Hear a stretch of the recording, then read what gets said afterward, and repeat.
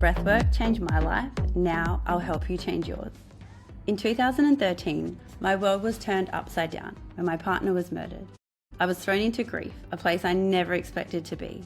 The last decade plus has been a journey of healing, learning what works and what doesn't. Also how to rebuild from the darkest of places. I founded VIDYA Breathwork, a method designed to make healing simple and accessible. And now I train facilitators to share this transformative practice globally. Welcome to The Dark Side with Verity, the podcast where we get real about transformation, growth, and stepping into your strength. Let's dive in. Welcome back to another episode of The Dark Side with Verity. Thank you for joining me. This is always such a journey, and I'm loving that you're all on it with me. I honestly, truly appreciate all your feedback, your comments. Whether you're laughing at me or with me, I still appreciate it.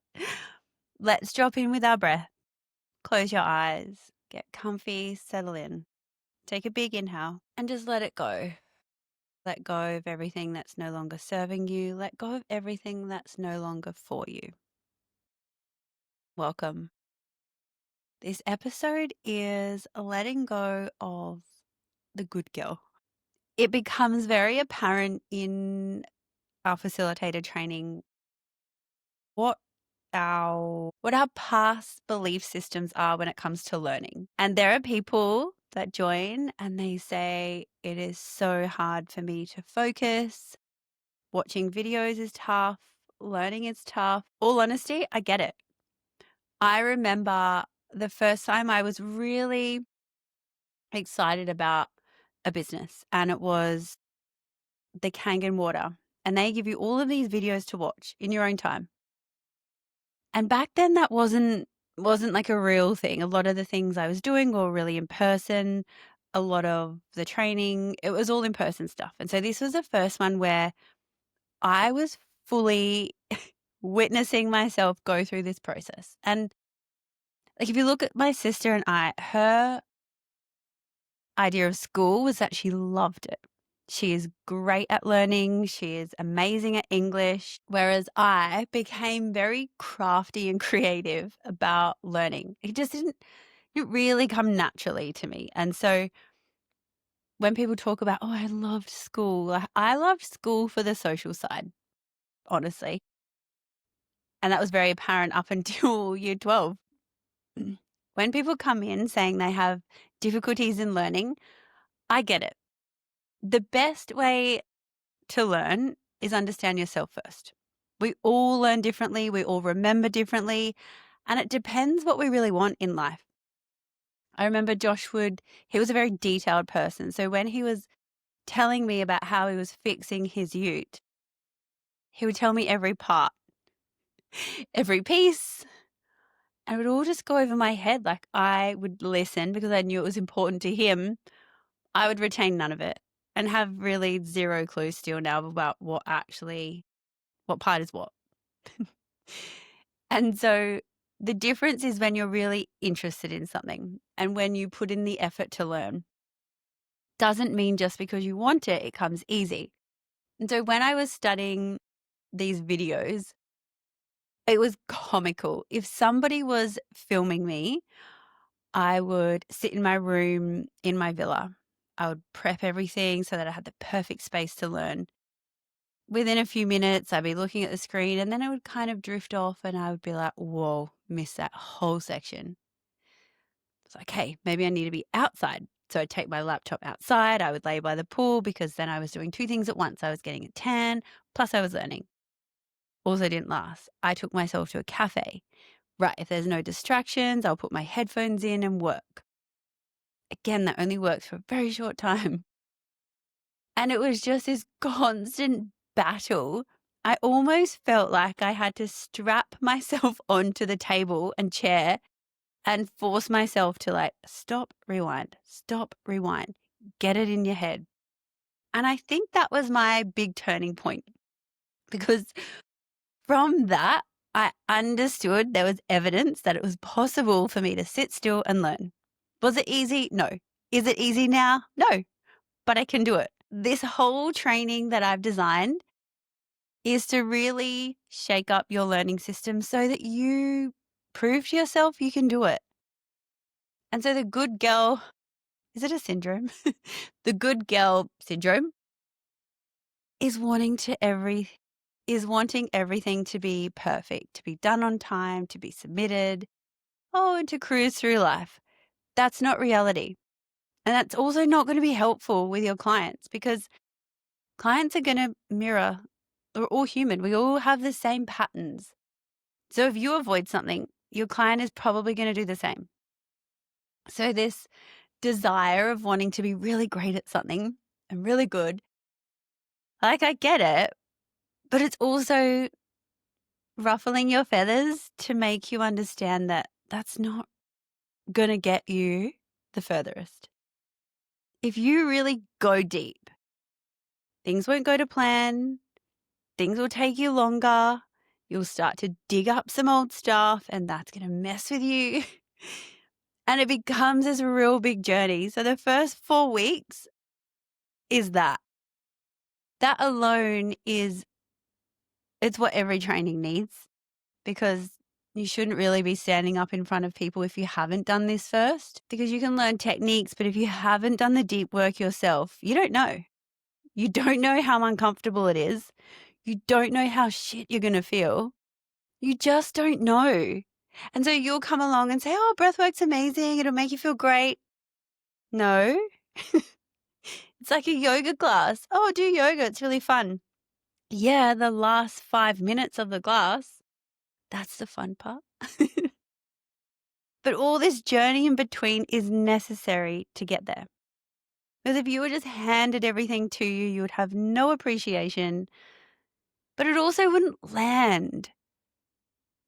Like, it's not going to land, and you're not going to have this beautiful gift where you have fully embodied and understand how messy, but also how beautiful healing is. And so all of these coping mechanisms, we'll call them, of like wanting to finish on time, or perhaps you start things and you don't finish them. There's no one that doesn't finish my training, by the way,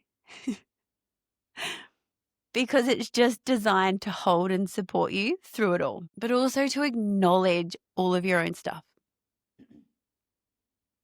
Because nothing is bad. There's no good or bad. It's just how you operate in your current systems. I would say mine previously, like through school, would be, oh, I'm very excited. Like, let me start this project. And then maybe it would dwindle off because it got boring, and fun is one of my highest values. When I say fun, it's not like partying fun. It's just things that keep me interested and intrigued. And I'm very curious. So I love understanding what happens in my body. I love understanding why clients show up the way they do, or how we develop these wild coping mechanisms that we think will work for us. And so maybe you need to watch the videos 10 times. Maybe you need to watch them 1. Maybe you need to watch and teach straight away. That's me. I need to watch, learn, and teach. Then it gets stuck in here. And then it just becomes muscle memory because I do it over and over and over again. But I know my learning style now, and I want everybody to understand their own. And so it's designed for every different brain type, because it's like school now, right? Your kids go to school, and if they're not one to sit quiet and listen, they'll probably have to go through the process of being diagnosed with ADHD. Is it alarming that so many kids are now being diagnosed?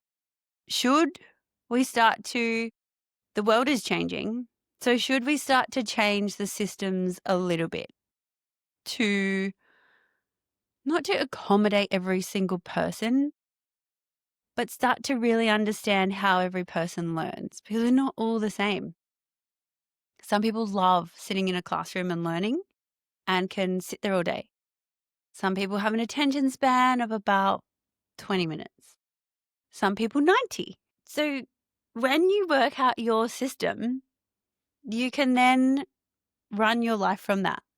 Because if you put me in an office job and I have to sit there from 9 till 5, very little work is probably going to get done. Whereas if I get to design my days, and today is like a full day of podcast recording, I'm in the mood, I'm in the zone, it's going to get done. But if someone told me, on Saturday, 10 a.m., you need to record this. I would do it because I'm good at hard things and good at getting things done. Would it be the best?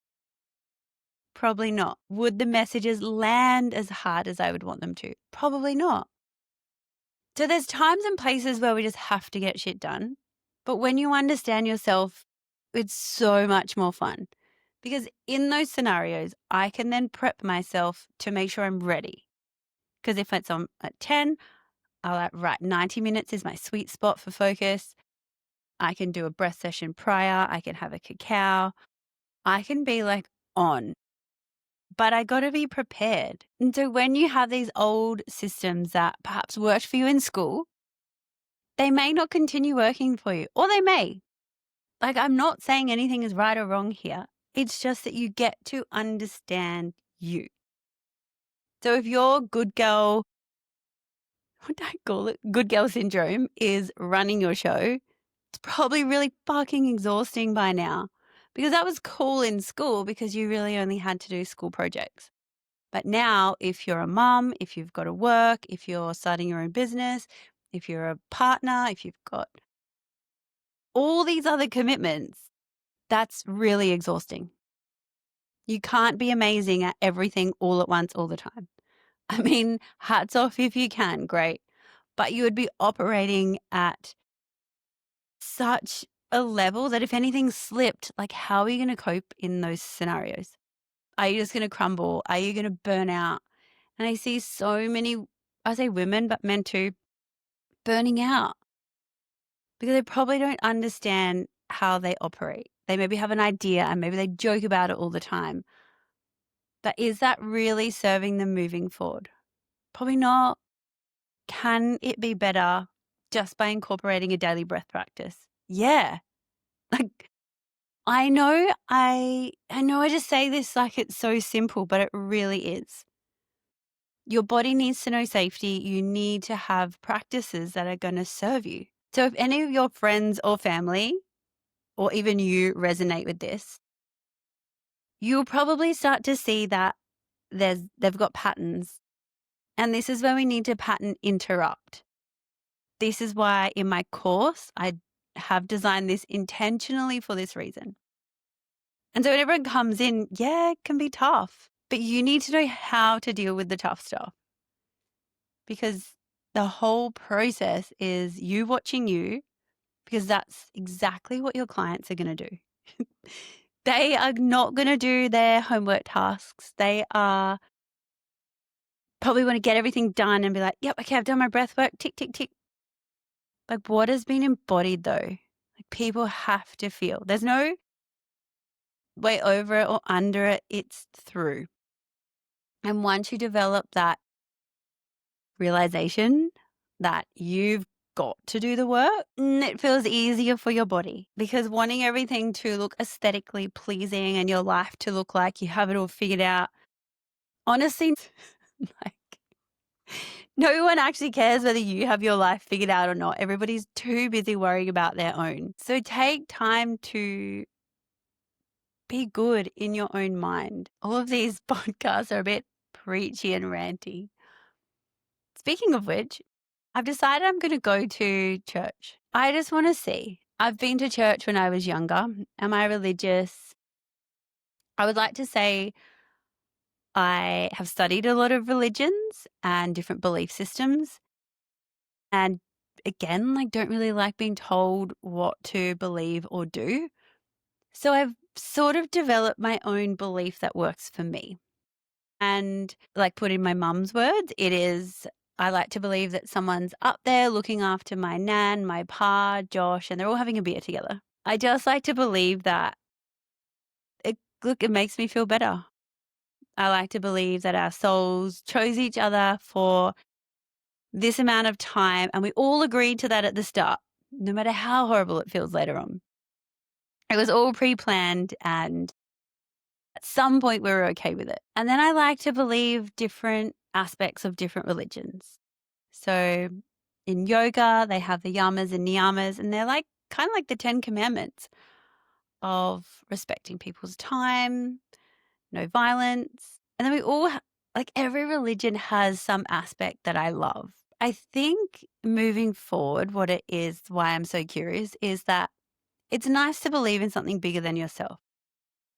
My belief, I guess I call it the universe, love, higher self. But I think also with church, there's community. And I could be completely wrong. I may absolutely hate it.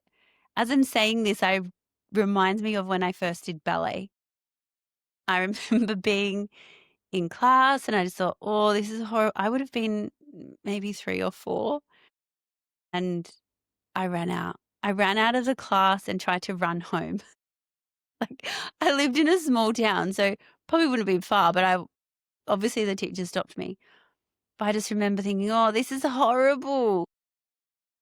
And then I have been to church with my nan and we went to Sunday school when I was younger and had the bread and the wine. Like I vaguely remember it, not much. But I think with the way that the world is going, maybe people are just looking for more community. I mean, it's why I created Vidya, so that we have a community and we can all jump in, any belief, whatever. But a space where you can just show up and be you. So I guess I'm curious what draws people. Is it because it feels nicer to believe in something bigger than yourself? Or you put your faith in something else rather than yourself? Or there's community where you can just show up and be you? Can you be you? Or do you have to be aligned with the beliefs? Or is it about a ritual, like the commitment? Because I'm very committed to my rituals, yoga, breath work, journaling, all of those, exercise. So I guess I'm like everything curious and I never want to judge before I try. So I'll share about my experience because maybe people just need something to go to feel like they're a part of something. And like that makes sense to me. It's why I created my facilitator training so that I had more trainers teaching breathwork alongside me. Like that's my reasoning so that they can help more people. And then same with my app. Like I have so many apps on my phone, but none where I could connect with a community and chat. None that I show up live with people and breathe. So I just create what I want, like I want in life or out of life. Maybe church is the same. What a wild tangent. We started with this like good girl syndrome and ended up at church.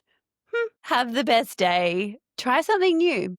Try on a new belief system or a new ritual and share with me because I'll take you on my journey. So I always want to be part of your journey too. Ciao. That's a wrap for this episode of The Dark Side with Verity. I trust it's given you clarity, sparked awareness, and allowed you to breathe a little deeper, plus a little takeaway to integrate into your life. If this has resonated, I'd love you to leave a 5-star review, of course. More importantly, I would love you to share this with someone who's on their journey and needs a little bit of assistance. Come hang out with me over at Instagram at Verity Jo Coonan or The Dark Side with Verity, or start to explore VIDYA Breathwork at verityjocoonan.co. Until next time, breathe deep, trust the process, and keep expanding. Much love.